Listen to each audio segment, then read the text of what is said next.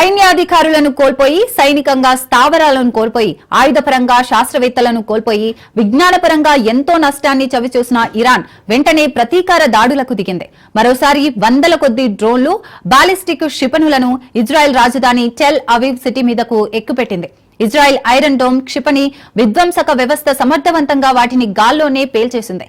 దీంతో ఆకాశంలో భారీ విస్ఫోటనాలు, మెరుపులు చూసి భారీ శబ్దాలు విని ఇజ్రాయెల్ వాసులు భయకంపితులయ్యారు. అయితే భారీ ఎత్తున ఒకేసారి క్షిపణులు దూసుకురావడంతో కొన్ని ఐరన్ డోమ్ వ్యవస్థలను దాటుకొని మరీ లక్ష్యాలను ఢీకొట్టాయి.